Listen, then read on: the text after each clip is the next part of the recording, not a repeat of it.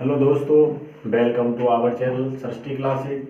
सृष्टि Classes में आपका बहुत बहुत स्वागत है, अभिनंदन है। दोस्तों, आज हम बात करते हैं उन स्टूडेंट की जो स्टूडेंट अपनी परीक्षा में कम अंक आने की वजह से या असफलता की वजह से जो स्टूडेंट डिप्रेशन का शिकार हो जाते हैं और अपने आप से अपनी स्टडी को दूर करते हैं, उन स्टूडेंट से मेरा ये कहना है दोस्तों, एक विद्यार्थी के जीवन में सफलता और असफलता दोनों ही आवश्यक हैं। जब एक विद्यार्थी असफल होता है तो उसके आत्मविश्वास को कमी होती है, लेकिन उसको ऐसा नहीं होना चाहिए। विद्यार्थी को अपनी सफलता के प्रयास हमेशा जारी रखने हैं। दोस्तों, किसी ने क्या खूब कहा है, हार तो वो सबक है, हार तो वो सबक है जो अपने आप को बेहतर बनाने का मौका देगा। हार तो वो सबक है जो आपको बेहतर बनाने का मौका देगा। जी हाँ दोस्तों, सफलता का असली आनंद या असली मजा उसी विद्यार्थी को प्राप्त होता है जो कभी न कभी किसी न किसी एग्जाम में असफलता का स्वाद चख चुका होता है। दोस्तों, आज हम बात करते हैं उन क्वेश्चंस की। कल की क्लास में टेक्निकल इशू की वजह से कल की लास्ट जो क्वेश्चंस थे वो अपलोड नहीं हो पाए थे और एक क्वेश्चंस में कैलकुलेशन मिस्टेक हो गई थी। तो उस क्वेश्चंस की बात करते हैं कि उस क्वेश्चन में क्या कैलकुलेशन मिस्टेक रही थी। तो दोस्तों, सबसे पहले हम बात करते हैं अपने पहले क्वेश्चंस की, जिसमें कल कैलकुलेशन मिस्टेक हुई थी। दोस्तों, अपन से पूछा है किसी संख्या में 11/1/9, किसी संख्या में से 11/1/9% घटाने पर 11/1/9% घटाने पर 2360 प्राप्त होता है। 2360 प्राप्त होता है 2360 प्राप्त होता है। तो वह संख्या ज्ञात करो। तो वह संख्या ज्ञात करनी है अपन को दोस्तों। तो मुझे बताओ दोस्तों, फ्रैक्शन मेथड से इसको अपन सॉल्व करते हैं। अब दोस्तों मुझे बताइए, यहाँ से 11/1/9% की फ्रैक्शन क्या बनेगी? 1/9 बनेगी। अब दोस्तों, मैं मूल संख्या 9 को मान लेता हूँ। 9 को क्या माना मैंने? मूल संख्या है। मूल संख्या किसको माना दोस्तों? 9 मूल संख्या मान लेता हूँ। तो बताओ, 9 का 11/1/9% 1 होगा। 9 का 11/1/9% क्या होगा दोस्तों? 1 होगा। अब वो कह रहा है किसी संख्या में से 11/1/9% घटाने पर ये प्राप्त होता है। अपन ने मूल संख्या क्या मानी? 9 मानी दोस्तों। मूल संख्या क्या मान ली अपन ने? 9 मान ली। अब इसमें से 11/1/9% मतलब 1 घटाने पर अपन को क्या प्राप्त हो दोस्तों? 8। जबकि क्वेश्चंस में क्या प्राप्त हो रहा है? 2360 प्राप्त हो रहा है। तो दोस्तों, यहाँ से 8 की वैल्यू किसको रिप्रेजेंट करेगी? 2360 को। तो यहाँ से 1 की वैल्यू क्या निकल के आएगी? 2360/8 2। फिर इसके बाद बचे कितने? 7 76 9 72 4 5 40 295 आएगा। दोस्तों, कल हमने यहाँ पे क्या कर दिया था? 270 कर दिया था, जबकि ये क्या गलत है, कैलकुलेशन में थोड़ा सा गलती हो गई थी। यहाँ पे क्या कर दिया हमने? 270 कर दिया।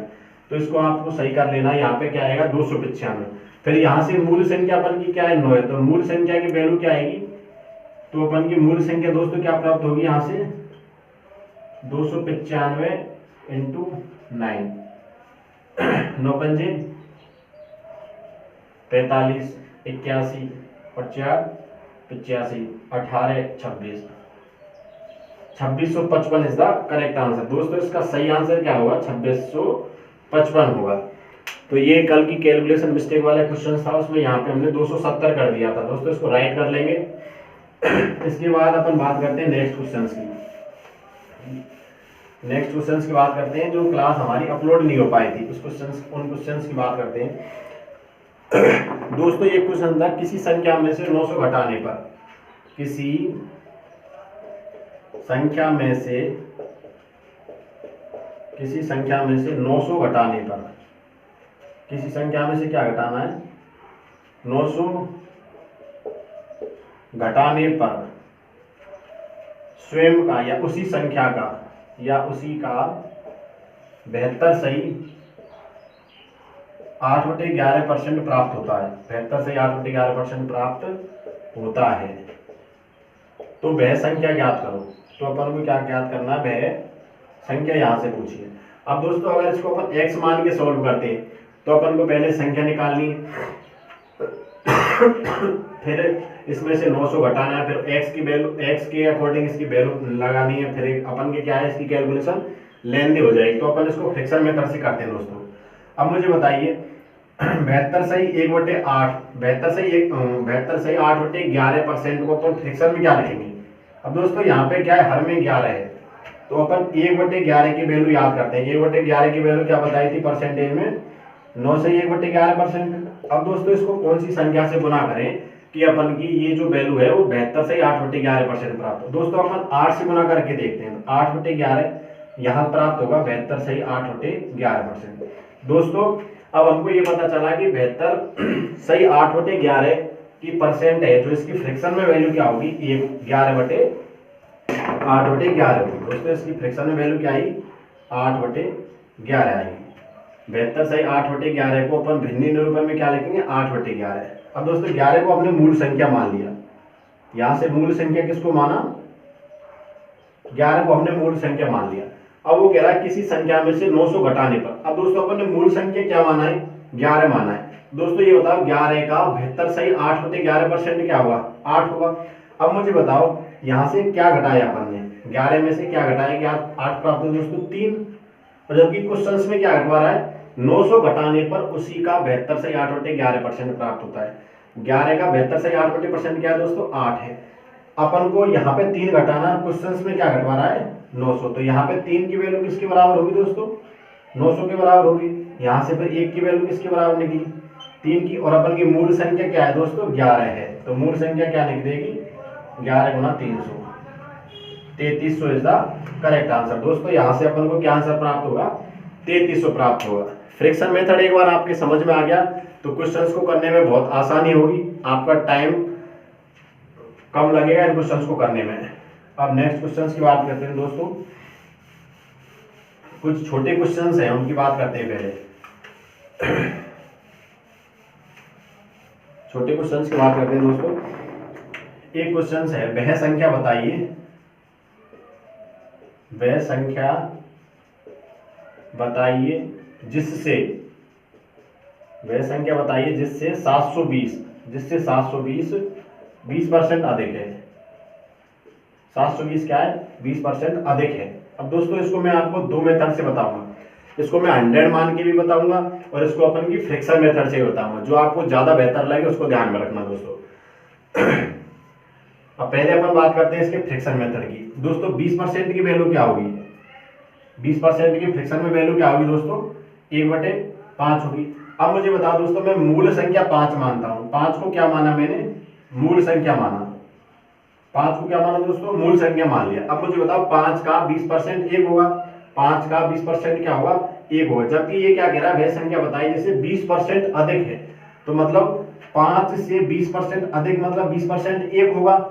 ये क्या निकल गया है दोस्तों, ये 6 निकल गया है। जबकि क्वेश्चन में क्या कह रहा है 720, ये 6 किसको रिप्रेजेंट करेगा दोस्तों, 720 को रिप्रेजेंट करेगा। तो यहां से 1 की वैल्यू क्या निकल जाएगी दोस्तों, 720/6, 120।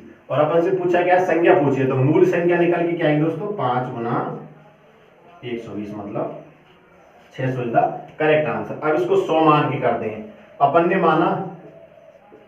माना वह संख्या क्या है दोस्तों, माना वह संख्या 100 है, ठीक है दोस्तों। अब वो कह रहा है वह संख्या बताइए जिससे 720 कितना है, 20% अधिक है। तो दोस्तों यहाँ 20% अधिक है, इसकी वैल्यू क्या निकल के आएगी, 120। 100 का 20% कितना होगा, 20, जबकि वो अधिक है 20%, तो ये कितना आएगा, 120। अभी 120 किसको रिप्रेजेंट कर रहा है दोस्तों, यहाँ 120 किसको रिप्रेजेंट करेगा, 720 को। 120 किसको रिप्रेजेंट करेगा, 720 को। तो यहाँ से 1 की वैल्यू कितनी निकल के आएगी, 6। और अपन की संख्या क्या है दोस्तों, 100 मानी अपन ने। तो अपन की संख्या क्या निकल के आएगी दोस्तों, 6 गुना 100 मतलब 600। 600 इज द करेक्ट आंसर। अब आपको ये ज्यादा बेहतर लगे या ये बेहतर लगे आप देख लो। जबकि फ्रिक्शन मेथड से क्या है, एक बार आपको करने में इनको थोड़ी सी दिक्कत, पहले किसी मेथड को अपन फॉलो करते हैं तो पहले दिक्कत आती है, लेकिन जब वो अपन के समझ में आ जाता है तो दोस्तों उससे अपन जब क्वेश्चंस लगातार करते हैं तो उसकी प्रैक्टिस होने पर उसके क्वेश्चंस क्या है, जल्दी हो जाते हैं। तो दोस्तों अगले क्वेश्चंस की बात करते हैं हम। इसमें जो अगला क्वेश्चन है ये तो अपन से ऐसे पूछ ले किसी संख्या में क्या जोड़ें क्या घटाएं, परसेंटेज में वैल्यू में क्या परिवर्तन होंगे, इस प्रकार के क्वेश्चंस थे। अब दोस्तों आगे हम बात करते हैं एक अच्छा क्वेश्चन है। आगे जो बात करते हैं, एक व्यक्ति अपनी मासिक आय का एक व्यक्ति मासिक आय का 12% खर्च कर देता है। 12% क्या कर देता है दोस्तों, खर्च कर देता है। यदि उसका मासिक खर्च, यदि एक व्यक्ति मासिक आय का 12% बचत है दोस्तों, 12% क्या है इसकी बचत है। व्यक्ति मासिक आय का 12% क्या करता है, बचत करता है, और उसका खर्च कितना है, 19,360 है। खर्च कितना है दोस्तों, 19,360 रुपये है, 360 रुपये है। तो उसकी मासिक आय बताइए दोस्तों, उसकी मासिक आय क्या होगी। अब दोस्तों इसको हम फ्रैक्शन मेथड से ही करते हैं। अब दोस्तों मुझे 12% की वैल्यू होता है, 12% की वैल्यू क्या निकल के आएगी। देखो 12% की वैल्यू अपन को ध्यान में नहीं हो तो कैसे निकालते हैं, परसेंटेज को जब घंटे में बदलेंगे तो 100 से भाग देते हैं। ये कटा 3 बार और ये कितनी बार कटा, 4 से 25 बार। तो 12% की फ्रैक्शन में वैल्यू क्या निकल के आई दोस्तों, 3/25 निकल के आई। अब दोस्तों मुझे यहाँ पे बताओ, मैं अगर 25 को उसकी मासिक आय मानूं, 25 को क्या मान लिया दोस्तों, मासिक आय मान लिया। अब बताओ 25 का 12.5%, ये क्या है, 25 है। 25 का 12% कितना होगा दोस्तों, 3 होगा। 25 का 12% कितना होगा दोस्तों, 3 होगा। इसकी 12% क्या है, बचत है। तो बचत क्या निकल के आई दोस्तों, यहाँ से बचत कितनी है, 3 है। अगर मैं 25 रुपए इसकी मासिक आय मानता हूं तो उसकी 12% बचत है, मतलब बचत कितनी निकल गई दोस्तों, 3। तो यहाँ पे खर्च कितना हुआ, तो इसका खर्च कितना निकल के आएगा, 25 रुपए में से 3 रुपए इसकी बचत है, तो इसने खर्च कितने कर दिए दोस्तों, 22 कर दी। जबकि क्वेश्चन के हिसाब से कितने खर्च कर रहा है वो 19,360। तो 22 किसको रिप्रेजेंट करेगा दोस्तों, 19,360 को। तो यहाँ से एक की वैल्यू क्या निकल के आएगी, 19,360/22 यहाँ से निकल के आएगी। ये कटा 22 से 8 बार और 0, 880 कितनी निकल के आई, 880 निकल के आएगी, 880 निकल के आई। फिर अपन से इसमें पूछा क्या है, उसकी मासिक आय पूछिए। मासिक आय क्या है दोस्तों, 25 है। अपन ने 25 को मासिक आय माना, जबकि एक की वैल्यू क्या आई, 880। तो 25 की वैल्यू क्या आएगी दोस्तों, 880 गुना 25, 0 25 8 200, 0 20 25 दूना 25 8 200 और 220। यहाँ पर आंसर क्या आएगा दोस्तों, 22,000 उसकी क्या निकल के आई, मासिक आय निकल के आई। अब इसको 100 मान के भी अपन दोस्तों सॉल्व कर सकते हैं। ये तो हो गया फ्रैक्शन मेथड। फ्रैक्शन मेथड से कैसे सॉल्व करना है, अब इसको 100 मान के सॉल्व करके बताते हैं। ये आप नोट कर लो एक बार, इसको 100 मान के कैसे करेंगे। अपन को जैसे मासिक, अपन ने आय क्या मान ली दोस्तों, उसकी मासिक आय 100 रुपये मान ली। मासिक आय क्या मान ली, 100 रुपये मान ली। अब दोस्तों उसमें से उसकी 12% क्या है, बचत है। बचत कितनी है दोस्तों, 12 रुपये। तो खर्च कितना कर दिया, 100 रुपये में से 12 बचा रहा है, तो खर्च कितने कर रहा है दोस्तों, यहां से खर्च कितने कर रहा है वो, 88 रुपये। तो दोस्तों यहां से 88 की वैल्यू क्या आएगी, 19,360। 88 किसको रिप्रेजेंट करेगा, 19,360 को। तो यहां से एक की वैल्यू क्या निकल के आएगी, एक की वैल्यू क्या निकल के आएगी दोस्तों, 220। एक की वैल्यू 220 निकल के आएगी। जबकि अपन ने मासिक आय मानी है, तो मासिक आय क्या होगी, 100 इंटू 220। दोस्तों 22,000 ही इसका आंसर आएगा, 22,000 करेक्ट आंसर। आप 100 मान के भी इसको कर सकते हैं और फ्रैक्शन मेथड से भी इसको सॉल्व कर सकते हैं। दोस्तों कुछ क्वेश्चंस ऐसे होते हैं जिनको अपन 100 मान के करते हैं तो ऐसा लगता है समय कम लगेगा, जबकि लगातार अपन यूज फ्रैक्शन मेथड लेंगे तो उससे समय बहुत ज्यादा कम लगता है। इसके बाद दोस्तों बात करते हैं हम, एक जो चर्चित क्वेश्चन है, कभी कभी पूछ लेता है, उसका डायरेक्ट आंसर भी अपन याद रखेंगे और उसको अपन यहाँ पे सॉल्व भी करके देखते हैं किस प्रकार से उसको सॉल्व करते हैं। दोस्तों ये क्वेश्चन है, किसी संख्या के 25% में से 25 घटाने पर, किसी संख्या के 25% में से 25 घटाने पर 25 प्राप्त होता है। दोस्तों क्या प्राप्त हो रहा है, 25 प्राप्त होता है। तो वह संख्या ज्ञात करो, तो वह संख्या ज्ञात करो। अब दोस्तों उसको फ्रैक्शन मेथड से कैसे करेंगे, अब इसको x मान के सॉल्व करेंगे तो इसकी कैलकुलेशन थोड़ी पेचीदा हो जाएगी। इसको अपन फ्रैक्शन मेथड से करते हैं दोस्तों।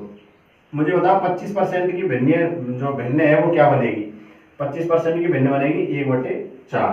25% की भिन्न क्या बनेगी 1/4।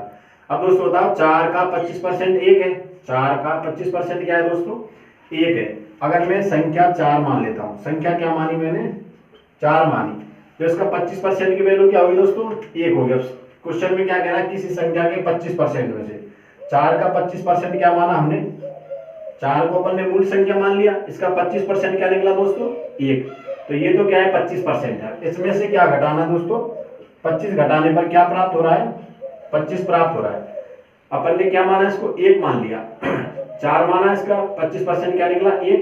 अब 1 में से अपन ने 25 घटाया तो क्या प्राप्त हुआ 25 प्राप्त हुआ। तो यहाँ 1 की वैल्यू किसके बराबर निकली दोस्तों 50 के बराबर। 1 की वैल्यू किसके बराबर निकली 50 के बराबर। तो अपन की संख्या क्या है दोस्तों 4 है, तो यहाँ पे 4 की वैल्यू किसके बराबर निकलेगी 200 के बराबर। 200 इज द करेक्ट आंसर। और इस प्रकार के क्वेश्चन जैसे हमसे ये पूछ ले, किसी संख्या के 15% में से 15 घटाने पर 15 प्राप्त होता है, किसी संख्या के 30% में से 30 घटाने पर 30 प्राप्त होता है, तीनों जो संख्या है वो समान हो, ऐसा क्वेश्चन हो तो उसका डायरेक्ट अपन आंसर याद रख सकते हैं। उस क्वेश्चन का डायरेक्ट आंसर क्या होगा दोस्तों 200 होगा। ऐसे क्वेश्चन का डायरेक्ट भी आंसर अपन याद रख सकते हैं। ये क्वेश्चन आपकी समझ में आ गया होगा। इसके बाद नेक्स्ट क्वेश्चन की बात करते हैं दोस्तों। इसके बाद जैसे हमसे कोई आयत दे दे, उसकी लंबाई चौड़ाई में परिवर्तन करवाए और ये पूछे उसके क्षेत्रफल में कितना परिवर्तन होगा, इस प्रकार के क्वेश्चंस को कैसे डील करेंगे हम। ये क्वेश्चन है दोस्तों, किसी आयत की लंबाई में 25% वृद्धि करने पर, आयत की लंबाई में तो 25% की वृद्धि और चौड़ाई में 40% कमी करने पर, 40% कमी करने पर क्षेत्रफल में प्रतिशत परिवर्तन बताइए। क्षेत्रफल में प्रतिशत परिवर्तन बताइए। दोस्तों इसके क्षेत्रफल में प्रतिशत में परिवर्तन क्या होगा। इस प्रकार के क्वेश्चंस को मैं दोनों ही तरीके से 100 मान के भी सॉल्व कराता हूं, आपको फ्रैक्शन मेथड से भी सॉल्व कराऊंगा। इस प्रकार के क्वेश्चन को दोस्तों कैसे करेंगे। अब मुझे बताओ, सबसे पहले मैं अगर आपसे ये पूछूं 25% है, 25% की फ्रैक्शन में वैल्यू क्या होगी दोस्तों 1/4, और 40% की फ्रैक्शन में वैल्यू क्या होगी दोस्तों, 40% की फ्रैक्शन में वैल्यू क्या होगी 2/5 होगी। फ्रैक्शन में वैल्यू निकाल सकते हैं अपन, 40/100, 1 0 से 1 0 कटे, 2 से कटा 2 बार, 2 से कटा 5 बार, तो 40% की फ्रैक्शन में वैल्यू क्या निकली दोस्तों 2/5 निकली। ये लंबाई है, ये चौड़ाई है, और ये क्या है इसका दोस्तों क्षेत्रफल है। अब दोस्तों मुझे बताओ, मैं अगर लंबाई को 4 मान लूं, लंबाई को क्या मानूं 4 मान लूं, लंबाई को अगर मैं 4 मान लूं तो 4 का 25% 1 होगा, 25% की वृद्धि करवा रहा है। 4 में अगर मैं 1 की वृद्धि करता हूं तो उसकी लंबाई क्या प्राप्त होगी दोस्तों 5। यदि 4 में 25% मतलब 1 की वृद्धि करते हैं तो लंबाई क्या आएगी 5 आएगी। और चौड़ाई को मैं अगर 5 मान लूं, इसको क्या मान, ये क्या है चौड़ाई को मैं अगर 5 मानूं दोस्तों, तो 5 का 40% कितना होगा 2 होगा। अगर मैं चौड़ाई को 5 मानूं और 40% की कमी करूं, मतलब 2 की कमी करूं, तो चौड़ाई कितनी आएगी दोस्तों 3 आएगी। तो यहां से क्षेत्रफल, लंबाई होना चौड़ाई, तो यहां से कितना आया दोस्तों 20, और यहां से कितना आएगा 15। अब दोस्तों मुझे बताओ कितनी कमी हुई क्षेत्रफल में, कितनी कमी हुई 5 की। क्षेत्रफल में कितनी कमी हुई 5 की। अपन से पूछ क्या रहा है, क्षेत्रफल में प्रतिशत परिवर्तन बताइए। अब कितने की कमी हुई दोस्तों 5 की, और कितने पर हुई 20 पर, कितने पर हुई 20 पर। तो यहां से अब दोस्तों ये माइनस वाला चिन्ह है, ध्यान में रखना, माइनस वाला चिन्ह हमेशा कमी को दर्शाएगा और प्लस वाला चिन्ह वृद्धि को दर्शाएगा। तो यहाँ क्या है माइनस वाला चिन्ह, इसकी फ्रैक्शन क्या निकली 1/4 निकली, 1/4 निकली। 1/4 किसको रिप्रेजेंट करेगा दोस्तों 25% को, तो इसमें क्या आएगी 25% की कमी आएगी। चिन्ह क्या है दोस्तों माइनस का है, तो 25% की क्या आएगी कमी आएगी। अब इस प्रकार के क्वेश्चंस को 100 मान के कैसे डील करेंगे। अपन ने दोस्तों माना लंबाई क्या है, माना लंबाई 100 है। अब दोस्तों लंबाई में क्या करवा रहा 25% की वृद्धि, तो 100 में लंबाई में क्या करनी है अपन को, 25% की क्या करनी है दोस्तों, वृद्धि करी, तो लंबाई क्या प्राप्त हुई 125। फिर चौड़ाई को भी अपन ने 100 मान लिया, चौड़ाई को भी क्या माना दोस्तों 100 माना। इसमें क्या करवा रहा है, ये 40% की कमी करवा रहा है, 40% की क्या करवा रहा है, कमी करवा रहा है। तो इसकी लंबाई चौड़ाई क्या प्राप्त होगी दोस्तों 60 प्राप्त होगी। अब यहां से इसका क्षेत्रफल क्या निकलेगा, लंबाई गुना चौड़ाई करेंगे अपन, लंबाई गुना चौड़ाई, ये तो क्षेत्रफल निकला। और पहले क्षेत्रफल क्या था दोस्तों, इसको अपन 100 करते हैं, ये कितनी बार कटा 25 से 5 बार, 25 से 4 बार, ये कटा 25 से 5 कितने से कटा है 4 से 15 बार, 15 5 75, ये कितना है दोस्तों 75 आया। अब दोस्तों बताओ पहले हमने क्षेत्रफल कितना माना, पहले अपना का क्षेत्रफल कितना आया था 100 पे कैलकुलेशन कर रहे थे, अब कितनी आई है 75 आई है। यहां से अपन ने क्षेत्रफल निकाला, कितना निकला 1000 निकला, ये निकलेगा 100 into 100 100 into 100 निकला, यहाँ से कितना निकलेगा 75/100। तो यहाँ पे 75% की क्या होगी, अभी क्या निकली वैल्यू दोस्तों, परसेंटेज के लिए 100 से गुना करेंगे, तो यहाँ से क्या आएगी 25% की दोस्तों कमी आएगी, 25% की क्या आएगी कमी। 1/100 को अपन 1 लिख सकते हैं, तो 25% की क्या आएगी कमी आएगी। पहले वैल्यू अपन 100 मान रहे थे, अब वैल्यू क्या प्राप्त होगी 75, तो 25% की क्या आएगी दोस्तों कमी आएगी, 25% की क्या आएगी कमी आएगी। फिर नेक्स्ट क्वेश्चंस की बात करते हैं दोस्तों। ऐसे क्वेश्चंस को आप 100 मान के भी डील कर सकते हैं और फ्रैक्शन मेथड से भी अपन इनको सॉल्व कर सकते हैं, जो आपको ज्यादा बेहतर लगे। वैसे तो मेरा ये मानना है कि आप फ्रैक्शन विधि से इनको सॉल्व करें, फ्रैक्शन मेथड से सॉल्व करने में इनको क्या होगी आसानी होगी। फिर अगले क्वेश्चंस की बात करते हैं दोस्तों। इसी प्रकार का एक क्वेश्चन है, यदि एक वर्ग की भुजा में 70% की वृद्धि करें, 70% की वृद्धि करने पर क्षेत्रफल में प्रतिशत परिवर्तन बताइए, उसके क्षेत्रफल में प्रतिशत में कितना परिवर्तन होगा। अब दोस्तों इस प्रकार के क्वेश्चंस को अपन सॉल्व करते हैं। मुझे बताओ 70% की वैल्यू क्या होगी, 70% को क्या लिख सकते हैं अपन 7/10 लिख सकते हैं। अब दोस्तों अपन ने ये तो भुजा मानी, ये तो क्या है भुजा है, और ये क्या है क्षेत्रफल है। अब दोस्तों मुझे बताओ अगर मैं 10 को भुजा मानूं तो 10 का 70% 7 होगा। यदि मैं 10 को भुजा मानता हूं तो 70% की वृद्धि मतलब 7 की वृद्धि, तो भुजा कितनी निकल के आएगी दोस्तों 17 निकल के आएगी। जब मैं 10 में 70% मतलब 7 की वृद्धि करूंगा तो भुजा कितनी निकल के आएगी 17 निकल के आएगी। अब यहाँ से वर्ग का क्षेत्रफल क्या होता है भुजा का स्क्वायर, तो यहाँ से निकला 100 और यहाँ से कितना निकलेगा 289। अब दोस्तों ये पूछ रहा है क्षेत्रफल में कितने परसेंट का परिवर्तन हुआ। अब मुझे बताओ दोस्तों पहले अपन का 100 प्राप्त हो रहा था, अब 289 प्राप्त हुआ, तो कितने की वृद्धि हुई 189 की वृद्धि हुई, 189 की वृद्धि हुई। किस पर हुई दोस्तों 189 की वृद्धि हुई किस पर हुई दोस्तों 100 पर हुई। और परसेंटेज की वैल्यू के लिए 100 से क्या करते हैं गुना करते हैं, ये कर जाएगा दोस्तों। ये प्लस का चिन्ह है तो 189 की क्या आएगी वृद्धि आएगी। प्लस का चिन्ह वृद्धि को रिप्रेजेंट करेगा और माइनस का चिन्ह कमी को। 189 की क्या आएगी 189%, 189% की क्या होगी दोस्तों वृद्धि होगी। किसमें क्षेत्रफल में, क्षेत्रफल में दोस्तों क्या होगी 189% की वृद्धि होगी। अब इस प्रकार के क्वेश्चन को 100 मान के सॉल्व करें तो अपन को भुजा क्या माननी है, जैसे भुजा अपन ने दोस्तों 100 को मान लिया, भुजा किसको माना 100 को माना। अब भुजा में 70% की वृद्धि करवा रहा है, भुजा में क्या करनी है 70% की वृद्धि, तो इसकी भुजा क्या है दोस्तों 170। अब पहले उसका क्षेत्रफल कितना निकला, पहले उसका क्षेत्रफल भुजा का स्क्वायर 10,000 निकलेगा और वृद्धि करने के बाद उसका क्षेत्रफल क्या निकलेगा दोस्तों 170 गुना 170 करके देख लेते। अब मुझे बताओ पहले इतना था फिर इतना हो गया मतलब वृद्धि हुई है। तो दोस्तों इसको अपन सॉल्व करते हैं तो ये कितना आएगा 28900 मतलब 28,900 आया। अब इसमें वृद्धि कितने हुई 10,000 में, अगर 28,900 होता है तो कितने की वृद्धि होती है दोस्तों 18,900 की वृद्धि। ये कितने पर हुई है दोस्तों 10,000 पर, कितने पर हुई है 1 0 से 1 0 कट जाएगी, 1 0 से 1 0 कट जाएगी। अब प्रतिशत निकालने के लिए अपन किससे गुना करते हैं दोस्तों 100 से, ये 2 जीरो और कर देंगे, तो इसमें क्या आएगी 189% की क्या आएगी दोस्तों वृद्धि हुई। आप जैसे करना चाहो इसको उस प्रकार से याद रख सकते हो, 100 मान के भी याद रख सकते हो और फ्रैक्शन मेथड से भी इसको दोस्तों याद रख सकते हो। फिर अगले क्वेश्चंस की बात करते हैं। फ्रैक्शन मेथड से क्वेश्चंस को डील करने में दोस्तों क्या होगी, आसानी होगी। फ्रैक्शन मेथड से अगर आप क्वेश्चंस को करते हैं तो आसानी से आप क्वेश्चंस को सॉल्व कर सकते हैं। दोस्तों एक क्वेश्चन है, किसी वृत्त की त्रिज्या में, एक वृत्त है, वृत्त की त्रिज्या में 20% की वृद्धि करवा रहा है।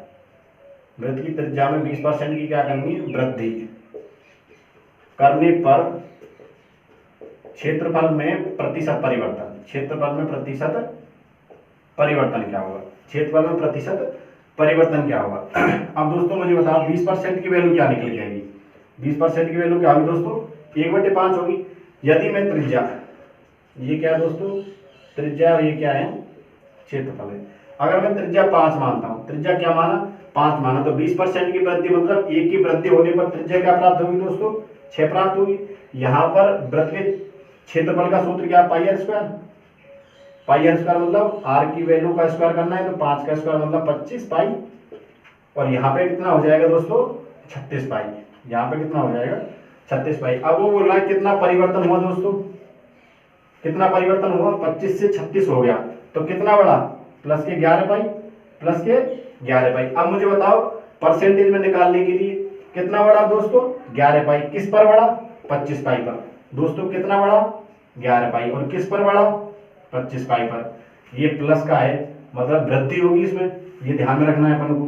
तो दोस्तों यहाँ से अपन देखते हैं इसको, परसेंटेज के लिए 100 से गुना कर दिया, ये कितनी बार कटा 4 बार, तो 11 चौका 44% की क्या होगी दोस्तों वृद्धि, 44% की क्या होगी दोस्तों वृद्धि होगी। इस प्रकार के क्वेश्चंस को अपन 100 मान के कैसे डील करेंगे, अपन ने जैसे त्रिज्या मान ली दोस्तों, त्रिज्या को क्या मान लिया 100 मान लिया, त्रिज्या को क्या मान लिया दोस्तों 100 मान लिया। अब मुझे बताओ यहाँ पर 20% की वृद्धि के बाद त्रिज्या कितनी आएगी दोस्तों, 20% की अपन वृद्धि करते हैं तो त्रिज्या क्या आएगी 120 प्राप्त होगी। अब दोनों क्षेत्रफलों को, पहले क्षेत्रफल क्या निकला था दोस्तों पाई आर स्क्वायर, अपन 100 का स्क्वायर करते हैं तो वही 10,000 पाई निकल जाएगा, और यहाँ से कितना निकल जाएगा 14,400 पाई निकल जाएगा। कितने की वृद्धि हुई दोस्तों, कितने की वृद्धि हुई, यहाँ से कितने की वृद्धि निकलेगी 4400 की, कितने की वृद्धि निकलेगी 4400 पाई की, और कितने पर हुई दोस्तों 10,000 पर। प्रतिशत में निकालने के लिए 100 से गुना किया, 2 जीरो से 2 जीरो कट गए, ये 2 जीरो कट गए, तो यहाँ पर क्या निकली दोस्तों ये पाई पहले भी था, पाई कट गया, तो 44% की क्या हुई वृद्धि होगी। इस प्रकार के क्वेश्चंस को आप इस प्रकार डील करना दोस्तों। फिर अगले क्वेश्चंस की बात करते हैं दोस्तों,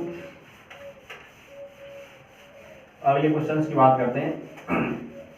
एक बहुत अच्छा क्वेश्चन है, उसकी बात करें दोस्तों। एक आदमी है, एक आदमी दोस्तों, ये बहुत अच्छा क्वेश्चन है, इसको आप ध्यान में रखना। एक आदमी अपनी 36 मंथ की बचत से या 36 माह की बचत से, 36 माह की बचत से एक घर खरीदता है, एक घर खरीदता है। 36 माह की बचत से एक घर खरीदता है, तो वह अपनी बचत में कितने प्रतिशत की वृद्धि करे, कितने प्रतिशत की वृद्धि करे कि 24 महीने में, 24 माह में घर खरीद सके, 24 माह में घर खरीद सके। दोस्तों क्या कह रहा है, एक आदमी अपनी 36 माह की बचत से एक घर खरीदता है, तो वह अपनी बचत में कितने प्रतिशत की वृद्धि करेगी 24 माह में अपना घर खरीद सके। इस प्रकार के क्वेश्चंस को दोस्तों अपन कैसे डील करेंगे, इस प्रकार के क्वेश्चन को दोस्तों कैसे करेंगे। अब अपन को यहाँ एक चीज सोचनी है इसमें, जैसे मुझे बताओ घर की कीमत मान के चलते हैं अपन ने। दोस्तों अपन ने घर की कीमत मानी है, यहां पर अपन पहले तो मुझे बताओ 24 माह और 36 माह घर की कीमत क्या मान के चल रहे हैं अपन। घर की कीमत क्या है दोस्तों, घर की कीमत अपन ने इसका जो दोनों का एलसीएम होगा, इन दोनों का एलसीएम 36 का और 24 का एलसीएम क्या आएगा दोस्तों, 72 प्राप्त होगा। 36 का और 24 का एलसीएम 72 प्राप्त होगा दोस्तों। कितना प्राप्त होगा, 72 प्राप्त होगा। अब दोस्तों बताओ अगर वो 36 माह में किसी घर को खरीदता है, 36 माह में, तो उसकी मूल्य कितना है दोस्तों, 72 रुपए जिस घर का मूल्य है, और उसको 36 माह में खरीदता है, तो उसकी एक माह की बचत क्या आएगी, तो उसकी एक माह की बचत क्या निकलेगी। 36 माह में अगर खरीद रहा है तो उसकी एक माह की बचत क्या निकलेगी दोस्तों, यहां से 2 रुपए निकलेगी। एक माह की बचत क्या निकलेगी, 2 रुपए निकलेगी। और दोस्तों ये बताओ मुझे, अगर वो उसको 24 माह में खरीदना चाहता है, यदि कितने में, 24 माह में खरीदना चाहता है, तो यहां से उसकी एक माह की बचत कितनी निकलेगी दोस्तों, 3 रुपए निकलेगी। 36 माह में खरीदेगा तो एक माह की बचत 2 रुपए, और 24 माह में अगर खरीदना चाहता है तो एक माह की बचत कितनी निकलेगी दोस्तों, 3 रुपए निकलेगी। अब मुझे बताओ पहले उसकी बचत 2 रुपए थी, अब उसकी बचत कितनी है, 3 रुपए है। तो दोस्तों कितने परसेंट की कितने की वृद्धि हुई, 1 रुपए की वृद्धि करनी पड़ेगी उसको। एक माह में कितने की वृद्धि करनी पड़ेगी, 1 रुपए की। 1 रुपए की वृद्धि करनी है, किस पर करनी है दोस्तों, 2 पर करनी है। 1 रुपए की वृद्धि करनी है, किस पर करनी है दोस्तों, 2 रुपए पर करनी है। और परसेंटेज के निकालने के लिए 100 से गुना कर दो, या फिर अपन को डायरेक्ट ध्यान में रख सकते हैं। 1/2 की वैल्यू क्या आएगी दोस्तों, 25%। 1/2 की वैल्यू क्या आएगी, 25%। प्लस का निशान है मतलब 1/2 की वैल्यू क्या आएगी, 50%। तो 50% की क्या करनी पड़ेगी उसको, बचत में वृद्धि करनी पड़ेगी।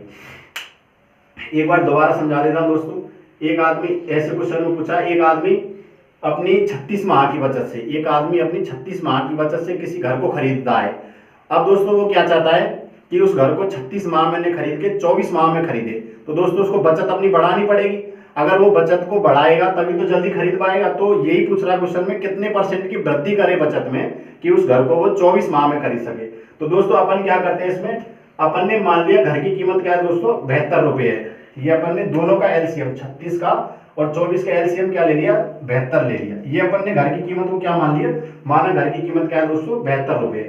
अब अगर वो उसको 36 माह में खरीदता है, 36 माह में खरीदता तो एक एक महीने उसको कितने कितने देने पड़ेंगे दोस्तों, 2-2 रुपए देने पड़ेंगे।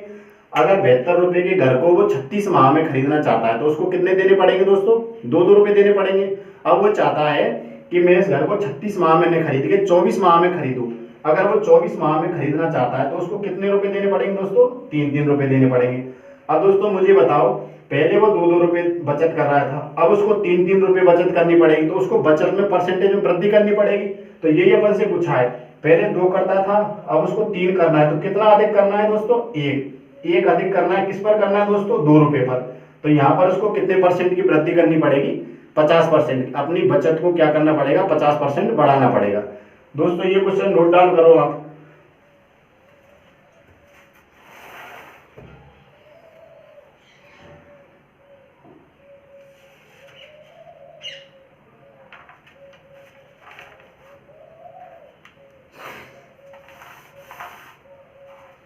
ये क्वेश्चन आपने नोट डाउन कर लिया होगा।